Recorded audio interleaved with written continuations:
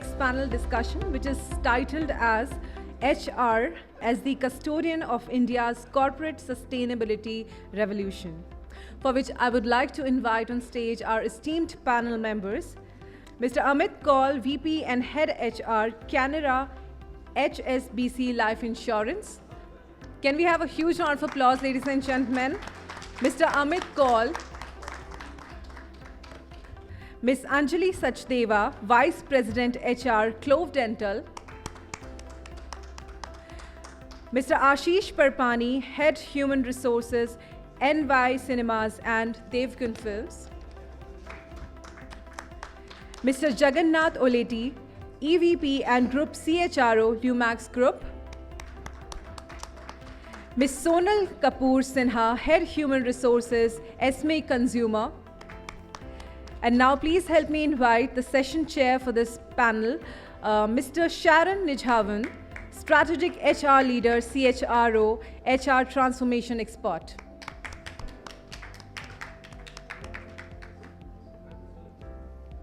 Good morning, everyone. I think after the engaging conversations that Mr. GP Rao set the context for this session, and then the preceding conversation, the session that we had, we are moving on to a slightly serious topic now. This is something which is taking precedence across corporates. We are talking about sustainability. And sustainability is something which is becoming a driver of strategic business initiatives right now in the country. As we see that businesses are navigating through complexities of ever-evolving economic and environmental landscape, sustainability has become not just a compliance, but it has become more of a strategic business driver.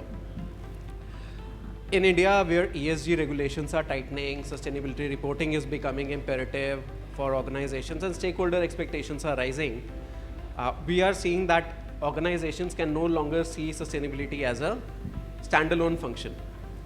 Instead, it has to become the key fabric, the very fabric of the entire organization's cultures, values, and people practices. And that is where HR takes center stage. HR can no longer be seen as a support function. It has become the architect of workforce transformation, driving business imperatives.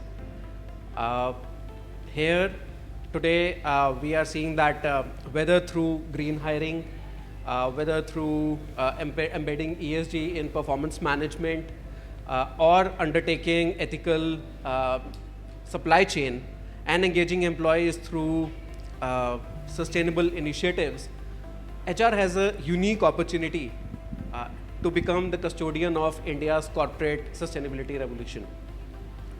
With this esteemed panel today, we are going to discuss few key questions.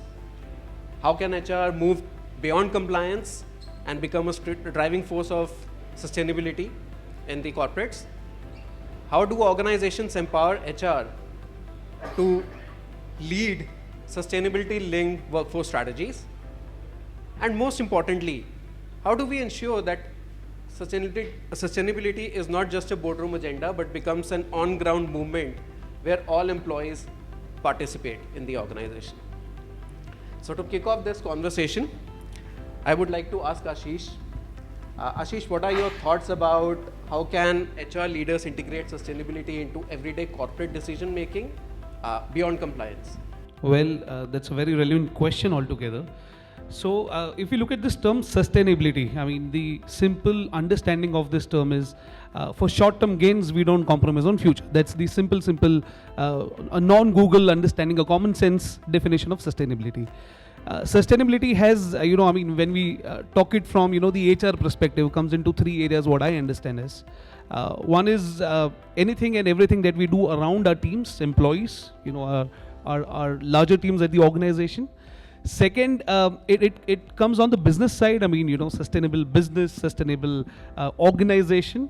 And third is this sustainability in terms of the environment, So the most important thing what I understand is that we have to build sustainability consciousness, that sustainability mindset that has to be created. When we revisit our vision, mission, value systems, or we talk about our overall objective of the organization, We talk about profits, we talk about customer satisfaction, we talk about what value we want to bring on table, as far as business is concerned, but we lose, the connect of sustainability in our larger picture.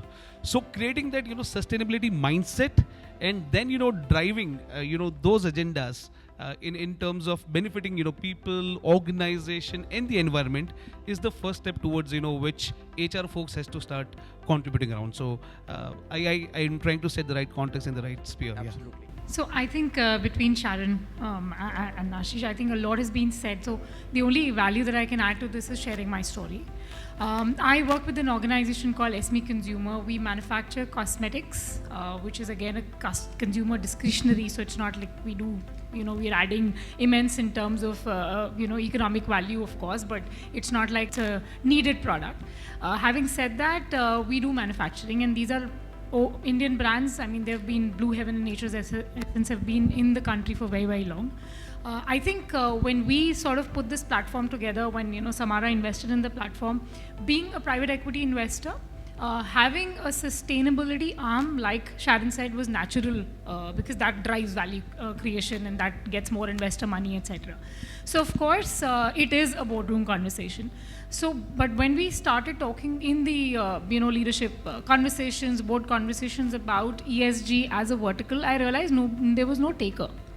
However, when I figured out the problem statements in ESG was people wanted to do ESG related tasks, but their business said, can we do this without money? I said, this is exactly what we figure out, we in HR also do. We want to do talent, we want to do a lot of tech in HR, we want to do everything, but business says, बिना पैसे के कर सकते हो तो कर लो, the least of the cost line that you can create. It resonated with me. So one of the key things as HR that I did was adopt the functions. So I said, I will head sustainability for the organization and let's see how we can change. Now, because of that, what I could do is sustainability now became a part of the culture and value conversation which Sharon just touched upon. Because now it's something that I'm holding close. It became natural in the conversations that I did. Because I'm leading the function, my team members across the manufacturing facilities as well as sales team are talking about what can we do to become more sustainable.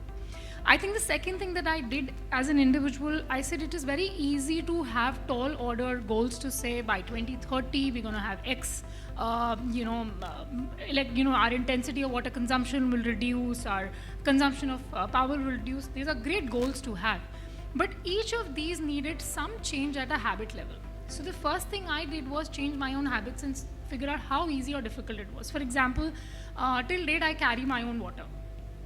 So while, when you step out everywhere, there are bottles available. It's a very small change, but I wanted to do what it takes because there is an immense amount of embarrassment around a lot of sustainable practices that we follow. So I realized it is doable. It's a massive change that one needs to make. Simple stuff that when I step out of my workstation, do I switch off my light? Little things that I said, if I practice is when I probably can preach. So first I started changing my daily habits so that the same daily habits could run across the organization. And it may sound amusing when I'm sharing these stories, but we have been able to reduce our power consumption in factories by just these habit changes. It became an automatic driver of finding sustainable solutions to have, sensitive lights, being able to do more recycling of water. It in fact became a cost imperative to say, let's do away with plastic bottles because it comes at a cost. So that was step second. And the last thing that happened was, since the mandate was, let's not spend money. I said, brilliant, let's not spend money. But let's find within those cost lines how I can save more and give back to the business by becoming more sustainable. I think to me as HR, these were the key three things I could do. And today in the board meetings, there is a presentation year on year on how we have reduced our water intensity, our consumption of fuel, how much, in fact, now we're getting into the scope 3, which is to say, when our delivery vehicles, how much fuel they will save. So, the data is available. The only thing that I probably have been able to do is give that data shape and form where P&L can see a change, and, the CFO says, great, keep doing what you're doing. So, stuff that I did. A point I would like to add here, Sonal spoke about, culture. So sustainability is in the culture. I mean, now that is the most difficult thing to do. I mean, by just advocating sustainability for a couple of times, few times a quarter, will not help. We'll have to continuously go behind it. And I think occasions or events like COVID has taught us to be more sustainable. Now, simple example, we talk about pollution in Delhi, and we speak about ozone and etc. etc. We celebrate the ozone day, the environment day. Now imagine if thousands of people are not traveling and working from home, what kind of impact it can bring to the environment as a whole. So HR folks will have to start thinking from all these three directions that I was talking about. May it be just launching a small simple intervention. What happens is sometimes to just earn a quick brownie point with the leadership team or with our CEOs around, we just plug and play some technical interventions to earn a brownie point. But whether those interventions are sustainable in longer run for the organization, benefiting people or not, is something that we have to look at. So again, coming back to my first point, creating sustainable consciousness is something from where we have to start. Yeah, I think from a sustainable consciousness and culture perspective, like you just mentioned, we saw a rapid drop in AQI during COVID while organizations were working remotely. But now that we are seeing that organizations are asking employees to come back to work and work from office is becoming a mandate, we are seeing the AQI level shoot up again.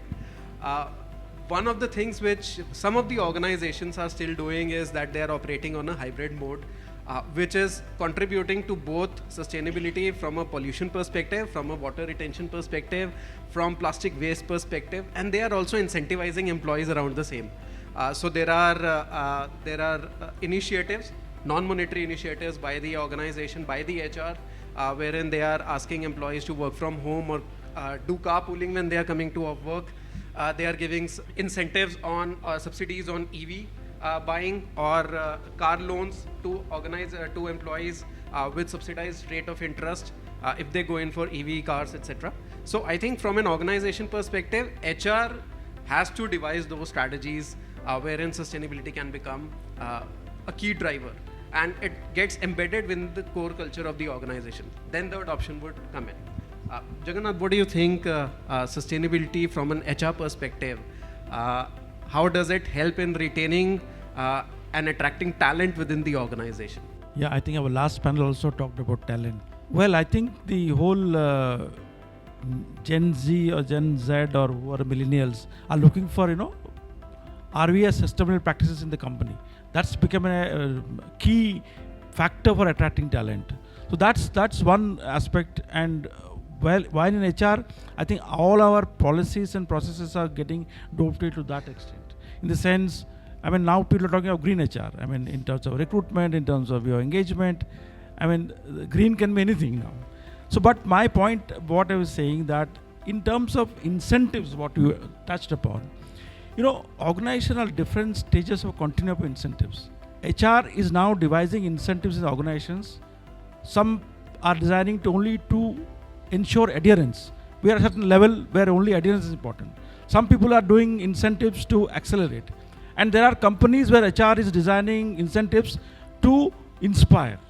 So somebody is looking for adherence, somebody is looking for accelerating, and somebody is looking for inspiring. So HR has to, in terms of designing incentives, they have to bring all these three aspects, and you should be clear in which stage of the organization you are there. Sustainability, at what stage you are there, and how do we are connecting to that general awareness and building into the culture. That's where the incentive part comes in, I thought. Absolutely. I think when you talk about green, employees only know money as green, usually. So it is very difficult to embrace sustainability by them. So if the organization or the leadership is leading from the front from a sustainability perspective and they are building in business strategies around it, only then employees will see that is the culture, that is what they need to follow. Anjali, your thoughts around this? All right. So when it comes to attracting talent, I was reading some articles and I came across a report which says that there is 64% Gen Z. They would like to work with an organization which is into sustainable goals, which is really working on it sincerely. We have come across a lot of organizations who are doing it just for compliance, as we were discussing, just for ticking the box. But then there are many companies who are doing it seriously. So if I have to tell you about my organization, what we've been doing is for attracting talent, we are just not telling them about the organization. We are also amplifying what we are doing in terms of our sustainable goals. So what we have done is we have worked upon those 17 United Nations goals, but we have not picked up all. So we picked up only 4 of them. And we've really made a very good roadmap around it. So, and which is measurable. And where we have even defined the accountability of each and every person. So what happens, when you define first the clarity of role, then defining who's going to work on it and how he's going to work on it, it becomes easier and people accept it. So when we are sharing all this with the new talent, the people we need to hire, prospective candidates, or maybe, when we are going to the campuses also, when we talk about this, their interest level rises. All of a sudden, there's more question about sustainable goals, not so much about the organization. So that's how, we really try to do that. So that's about, attracting talent. And when it comes to retaining talent, the organizations have to walk the talk. Yeah, so it should not happen that you have really shown some other story at the time of hiring, and when they come inside, they see nothing. So again, I'll keep on supporting this, what we are doing in our organization.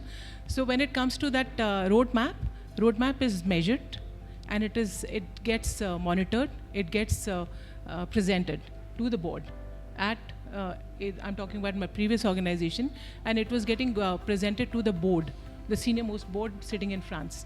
And they used to see, how each country is progressing on each parameter. So when it came to reducing carbon footprint, I said in India, we cannot do anything about it. Like pollution level high, this and that. They said, no, start working on it. You may start from 0, you will go to 10, you'll go to 15 and all. And we actually achieved. And when I got the results, I was really happy to see that India was progressing.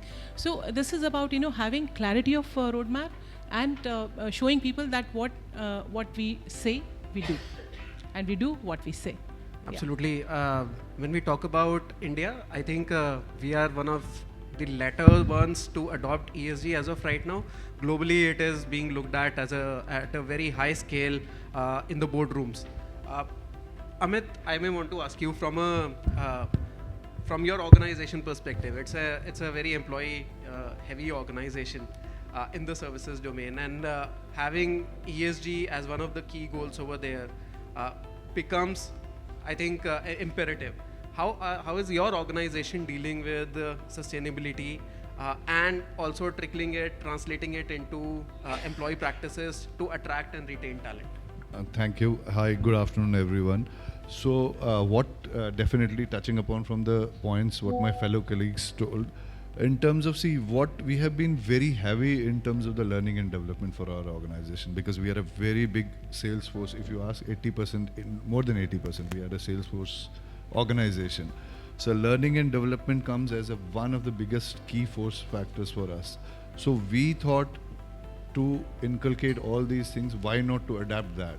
So sustainability is a part of our learning and development program for each level, be it from the top management level and to the FLS, the frontline sales. So that becomes one of the very, very key areas, because I think when you do the induction, there the learning comes. When you do the different programs for different organization level at your organization, there comes the learning development. So we have tried to engage sustainability related programs in all the learning and development. That comes as one factor.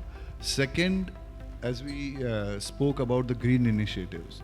So see, in that we feel that there are two things. One is the volunteering, and one is you can't always ask people to volunteer, because I'm sure people who are here, at times you want to definitely volunteer from your heart, but at times it's forceful.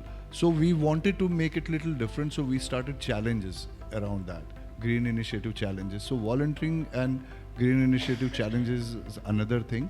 And the third and important thing which we thought is that the employee branding, because if you are doing something related to that, it's not only in terms of that you are doing internally, you are doing for your brand also. So that also we took very seriously, and which has helped us in the long run. Well, I would like to add a point here. We are talking about sustainability in point of view of attracting talent. Now, I have a little different point of view here, than the panelist. we're talking about Gen Zs, going to campuses, going to, those colleges and hiring people, from those sources. I really don't think whether they care we are sustainable or not. What they care about is whether the organization is sustainable to be in the business or not. And second is, if the organization is sustainable, whether they will sustain me in a longer run or not. So sustainability they're talking about. These are the two things, I believe. So all these green initiatives that we are talking about, those things are added features, for them to hear. But because we are more sustainable and we take more sustainable efforts and, try and contribute to employee, organization, environment, more sensibly in terms of sustainability is not a point of selling, I believe. So that's a very, very, that's a very, very tricky point. You should try this theory.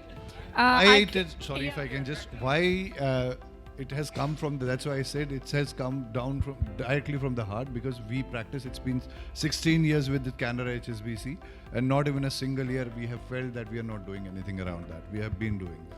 No, and just to layer that up, while that's what you believe, and given that she read research, I can tell you in practice, today's generation is definitely more worried about what we are doing for a larger ecosystem because of all the education that's happening outside the organization. It definitely remains an attraction point, but in both counts. So since we're talking talent, it is for talent, equally for investment. And investment ties to the job sustainability that you're talking about. So you could drive on either side. The idea is the relevance of the entire idea of sustainability, having green practices and being a business that espouses that cause will go in a very good stead for the long run. So that's what, coming back to my original point, creating that sustainable mindset, that consciousness. We will be able to attract people, and then we have to continuously, train them, and then culture is always top to bottom, and, create that sustainability consciousness is the key. Absolutely. No, absolutely. And talking about Gen Z, I think I beg to differ what you said. Gen Z is really concerned, and I would add on to them. They are really concerned. Why? The two aspects. One, they ask, "हमारे लिए क्या छोड़ के जा रहे हो? Is this the world we are going to live in?" Second, social media. So if they post anything, there's a CSR drive which is happening in the organization where you are planting trees. You're giving them incentives for going and volunteering for such initiatives. You're giving them leaves for going ahead and doing this and contributing to NGOs which are working towards green initiatives. I think they are pretty happy about it, and they post on social media.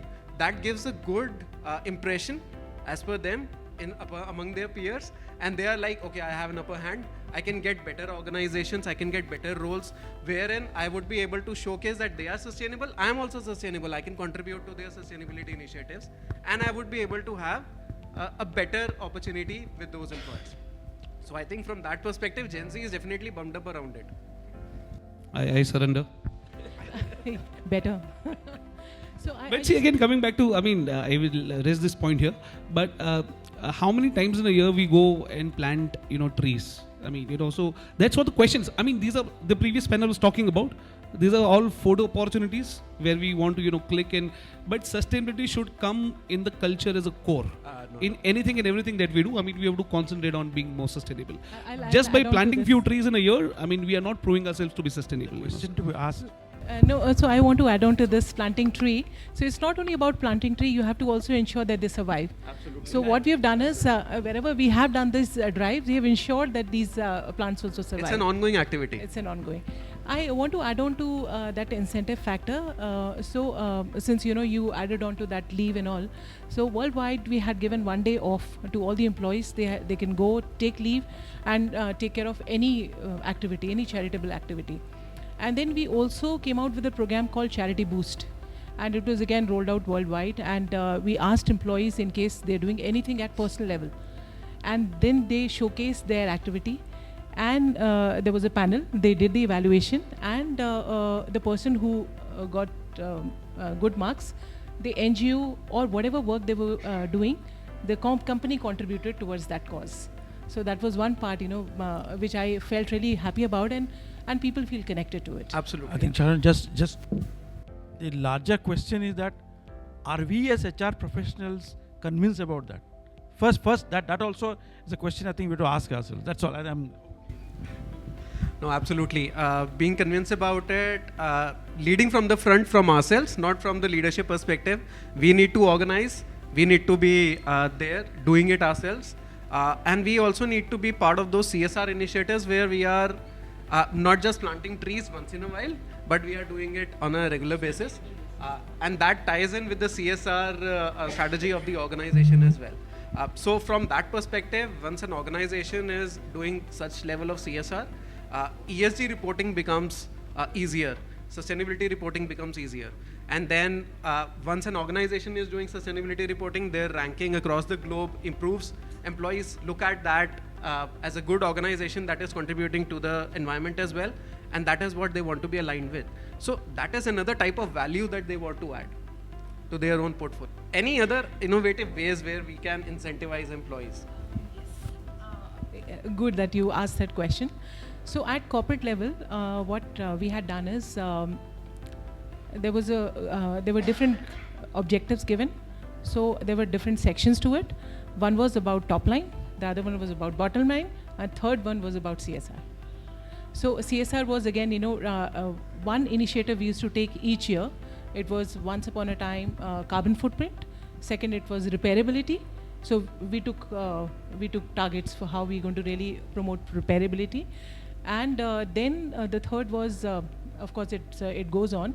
It was also repairability and reducing, using, what do you call, sorry? Recycle. Yes, recycle. So, so what we did in our fresh products also, we started adding some waste which came out of the production line. Without compromising on quality, of course, there was proper R&D done that it should not compromise the quality of product, but we did that and it worked. And we were able to save money. We were able to really, ensure that product is being used properly, and it's a responsible manufacturing. Yeah. Yeah, I will just add, you said incentives. That is for individuals. So let's think of in organization, in HR, suppose, how do we incentivize groups?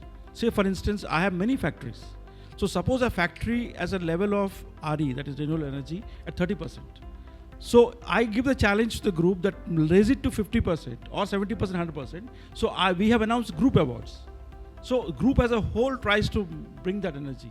And we can have other targets, water, waste, so on and so forth. But I think a combination of individual and group awards, which actually can incentivize and take it faster ahead. Absolutely, that gamification is required. I think from gamification perspective, then employees strive towards it, groups strive towards it, branches strive towards it, and then they can be awarded as well from the organization perspective. So I think this is something which can go a long way for the organization, for the environment. Absolutely, and HR does play a key role in that. Bringing us to a very important topic on ethical supply chain. Sonal, I would like to ask you, how does HR play a key role in promoting sustainable practices across the supply chain? Interesting. I think it's probably unfair to confine this to HR. We've been talking about organizations, and I think we should widen the scope. And sorry, just before I address that and how we're doing that, I just want to say that CSR and ESG are not equal. Yeah, CSR is actually a responsibility because you're a profit-making body. You are sort of forced to make money to spend on a social cause. You do CSR, you may address a part of ESG. But like we've been saying, ESG is actually a more sustainable practice because it encompasses environment, social, as well as governance. Which means while compliance may sound like something you have to do, ESG mandates it even further. So your corporate governance, because it ensures your organization will run longer, the jobs will be sustainable, and as a corporate citizen, the company is going to survive through thick and thin. So just wanted to sort of ensure that line remains clearly drawn. Coming back to sustainable supply chain, so like I said, supply chain, and I specifically mean from a manufacturing setup that we run, what we have taken our goals. So you've mentioned some around waste, you've mentioned some around electricity, water, etc. But I think the key work that we are doing today, and I again mean that every time you're trying to adopt a sustainable practice, what I've realized if it hits your cost lines, there is a greater chance for business to take it and take on the initiative. So since we heavily rely on packaging material, we're working towards how we can reduce the weight of paper that we use in our packing boxes. What happens with that is the tonnage of the vehicle taking the load reduces the height of boxes that can be laid one of the other because of the pack size changes. There are different weaves of paper today that are available to ensure that the carton is right. Second, we are working towards is again plastic weight. So a lot of this ensures that your supply chain in terms of the forward movement is fuel efficient. Coming towards the inward supply chain, which is when we source raw material. So, a lot of us say that if we just have a certificate from the raw material provider saying that they are ESG certified and sort of that finishes the cause. But today we are a MSME driven economy. My organization is also about a 500 crore entity. It is not easy to have all the suppliers to have an ESG certification. So maybe for a large scale organization it is important, or it is possible, but many of our suppliers are traders. When imports are happening from China, you are having a trade-driven raw material procurement, which means that you probably will not be able to certify that your source supply chain is an efficient or a sustainable supply chain, which means you don't know whether it is testing on animals, you don't know whether they are it's carcinogenic. You do not know what is the source of that and are they even reprocessing or recycling or reducing. So it is very difficult to ensure that. So one is to try and tag yourself to suppliers who are certified. And if you can't, continue to insist on a lot of testing even at a trader level. It comes with a lot of fatigue, but what it does is, so like I said, since there is fatigue, what I have been able to push from a sustainability head point of view is give them a hope or a target of saving, saying if I reduce this, it improves our cost lines, our COGS by such and such percentage, improves my gross margin and thereafter EBITDA. Because every act we do on the sustainability front eventually ties to EBITDA, it automatically sort of takes shape and form. So from an ethical supply chain, both in terms of ensuring that our source channels are right and ensuring that our outgo in terms of scope 3 fuel efficiency, that's the kind of effort organizations of our kind are taking. And I definitely double underscore that if that's how we start thinking, more of us will not take it as another action to close, but something that our P&L actually demands out of us. So just from my side. Thanks.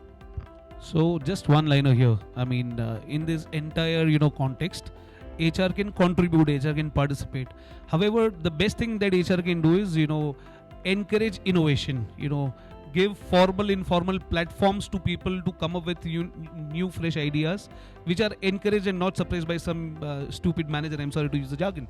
So HR has to play a role there where we encourage people to come up with new ideas, and these new ideas could be recognized, could be rewarded, and it could be incentivized. Yeah. I think I will just add to Sonal. So let us understand from the HR perspective, what is the dilemma for a supply chain guy? His parameters for evaluation is speed, cost, and delivery, reliability. So the entire sustainability in supply chain is the predominant factor is cost. Let's go at the home front. If I want to buy a trash bag which is sustainable, it costs 30% more. So how do I insulate the supply chain man to have PMS in his PMS or a KRI, KRIs, that I still being supply chain, I will definitely work towards sourcing from people who are sustainable and encourage my vendors, and still I remain relevant to the company. That's where I think we HR professionals should have to enable the sustainability guy to work in those lines. That's the point I had to make. While the time is up, I want to add on to this supply chain. While we practice responsible manufacturing within, but for vendor we had a purchasing charter, so they had to all clear it, and we were also defining where they were lacking, but at the same time supporting them to come out of it, because sometimes they don't know how to really get out of that situation. If I tell them to use recyclable bags, which will increase their cost, so we really gave them alternate material, and that's how we were growing together and we coexisted in the system. Yeah. Great. So absolutely, I think Sonal was talking about financial EBITDA, Ashish, Jagannath and Anjali are talking about HR EBITDA, which GP sir just spoke about. So that's a good tie-in. I think we see that time's up. So thank you so much for this ensuing conversation. At the end of it, what we see is that HR can actually play a key role in driving corporate sustainability revolution. And it does play a pivotal role in not just attracting and retaining talent, but also driving those practices from the front, leading it from the front, and creating those strategies around sustainability that will not just drive ESG, Gen Z, but millennials and other workforce-related issues. So thank you so much for your time. And Thank you so much, Mr. Sharon, and a heartfelt thanks to all our esteemed panel members for their valuable contribution. And to acknowledge their contributions, I would like to proceed with felicitation ceremony, for which I would like to invite on stage Dr. Sanjay Muthal, CEO, Argulinks Consulting. Please help me invite with a huge round of applause, ladies and gentlemen. Let's make applause for Mr. Amit Kaur, Ms. Anjali Sachdeva,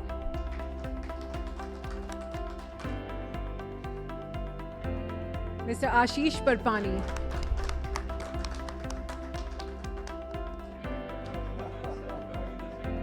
Mr. Jagannath Oleti,